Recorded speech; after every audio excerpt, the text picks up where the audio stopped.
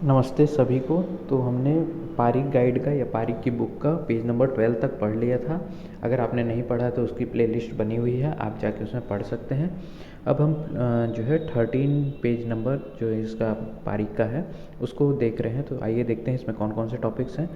तो पहला है कि जो निरूह बस्ती है, निर्माणार्थ मात्राएं कितने होती हैं। ठीक है, जो निर्माण में जो इनकी मात्राएं होती हैं वो अलग अलग होती हैं। जैसे कि औसत, इसमें देखेंगे औसत द्रव्य क्वाद जो है, जो 1/5 भाग लिखा हुआ है, इसको आप काट देंगे, इसमें सिर्फ 5 भाग लिखेंगे। ठीक है, ये कहाँ पे एक, और इसका मतलब क्या होता है 5 प्रसरित। ठीक है, ठीक, ये लिखा हुआ है आपका चरक चिकित्सा 3/36 में, तो इसको आप जाके देख सकते हैं। ठीक है, तो इसको ये 5 भाग होता है, 5 भाग जो कि 5 प्रसरित। ठीक है, उसके बाद दूसरा है वातज विकृति में स्नेह कितने मात्रा में डालते हैं, तो 1/4 भाग में, इसका मतलब होता है 3 प्रसरित।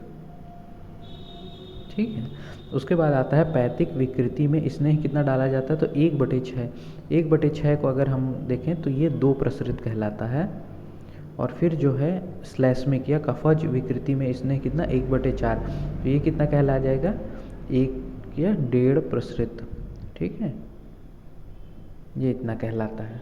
ठीक, तो इस प्रकार आपको ये याद रखना है। उसके बाद है निरूह बस्ती की मात्राएं। ठीक है, निरूह बस्ती की मात्राएं कितनी कितनी होती हैं, तो इसमें आप देखेंगे कि ये कहाँ मिलता है हमको, तो ये मिलता है चरक चिकित्सा 3/31 to 32 में आपको मिल जाता है। ठीक है, तो इसमें क्या है, इसमें बताया गया है कि 6 महीने से जो 1 साल तक के बच्चे हैं उनमें आधा प्रसरित की मात्रा देना चाहिए। और उसके बाद जो है 12 प्रसरित, मतलब 12 वर्ष तक, देखिए 1 वर्ष तक के बच्चों को क्या देना है, आधा प्रसरित। ठीक, और 1 से लेके जब 12 तक देखेंगे तो सभी में बढ़ाते जाएंगे। जैसे 2 होगा, 2 साल का हो जाएगा तो उसमें आधा प्रसरित जोड़ देंगे। ठीक है, तो जब आधा प्रसरित जोड़ेंगे तो कितना हो जाएगा 1 प्रसरित। फिर 3 साल का होगा तो उसमें आधा प्रसरित जुड़ेगा तो 1.5 प्रसरित हो जाएगा। फिर 4 साल का होगा तो 2 प्रसरित हो जाएगा। ऐसे कर करके 12 साल तक आधा आधा प्रसरित जोड़ते जाएंगे। तो जब 12 साल हो जाएगा तो 6 प्रसरित हो जाएंगे।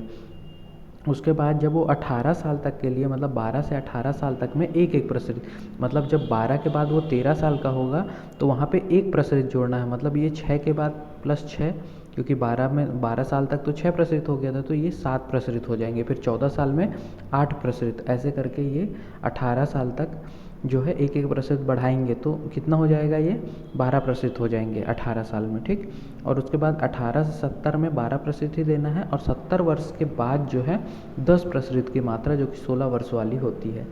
ठीक है, तो इसको आपको ध्यान में रखना है, ये पूछा भी जाता है। इसके बाद जो है उत्तर बस्ती जो होता है उसके बारे में बताया गया है, उसके बस्ती नेत्र के बारे में, उसके प्रमाण के बारे में।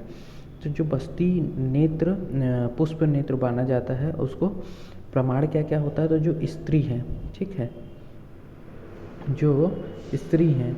अच्छा, ये दिया कहाँ पे है, तो ये आपका, ये जब आप पढ़ेंगे तो ये कहाँ पे उत्तर बस्ती के बारे में वर्णन कहाँ मिलता है, तो ये मिलता है हमको चरक में, चरक चिकित्सा 9/61 to 64 में आपको मिलेगा। ठीक है, स्त्री की बात करें तो स्त्री में जो है 10 अंगुल कहा गया है चरक के द्वारा, लेकिन सुश्रुत ने भी 10 अंगुल माना है। ठीक है, अगर पुरुष की बात करते हैं तो चरक जो है वो 12 अंगुल बताते हैं। इसके साथ ही जो वाग्भट हैं, ठीक है, उन्होंने भी 12 अंगुल कहा है, लेकिन सुश्रुत ने कितना बोला है, 14 अंगुल। तो आपको ये याद रखना है कि 14 अंगुल किसी ने माना है, वो माना है सुश्रुत ने। इसके बाद जो है यहाँ पे आप देखेंगे कि बस्ती नेत्र के छिद्र के बारे में बताया गया है। ठीक है, बस्ती नेत्र के छिद्र के बारे में, तो जो स्त्री होती है उसके लिए मुद्ग प्रमाण लिया जाता है, और जो पुरुष होता है सरसप प्रमाण लिया जाता है। यहाँ पे ये सरसप जो कहने का मतलब है, इसको आप लिख सकते हैं कि ये जो पीली सरसों होती है, ठीक है, पीली सरसों बराबर। ठीक है, तो उसको भी आप याद करने के उसमें रख सकते हैं कि सरसप मतलब सरसों होता है, लेकिन यहाँ पे पीली सरसों का यूज किया गया है। अच्छा, यहाँ पे जो है आकृति नहीं बताई गई है, तो आप थोड़ा सा जो है यहाँ पे अलग से आकृति का वर्णन कर सकते हैं। यहाँ पे जब आकृति पूछी जाती है कि किस आकृति की होती है ये, तो उसमें जो है देखिए, जैसे कि एक आता है कि चमेली या फिर कनेर के पुष्पवृंतवत, या फिर और क्या बोलते हैं, तो जो मेनली आया था क्वेश्चन में वो आया था गौ पुच्छाकार। कौन सा आकार बोला गया है, तो गौ पुच्छाकार, तो इसको भी आपको याद रखना है, ठीक है।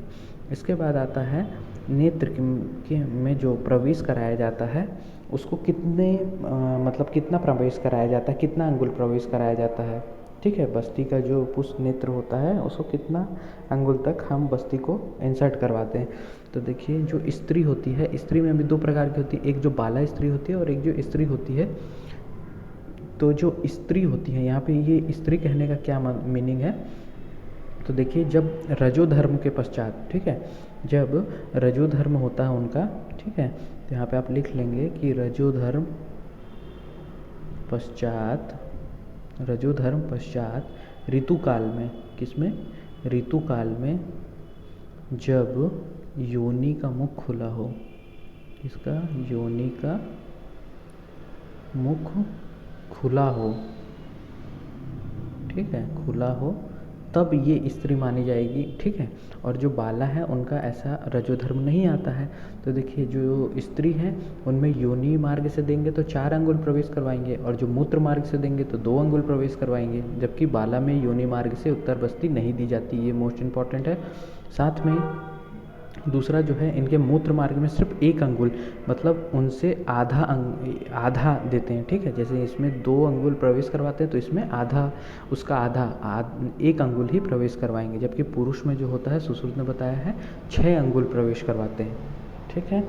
इसके बाद है उत्तर बस्ती की मात्रा।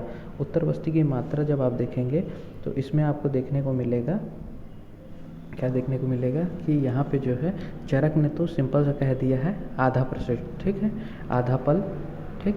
लेकिन जो सुश्रुत हैं उन्होंने अलग अलग बताया, जैसे कि स्नेह के लिए जो है पुरुष के लिए बताया कि 1 प्रकुंच, जबकि स्त्री के लिए बताया 1 प्रसरित, ठीक। जबकि यहाँ पे क्वाथ की मात्रा करें तो यहाँ पे 1 प्रसरित कहा और स्त्री में 2 प्रसरित कहा, ठीक है।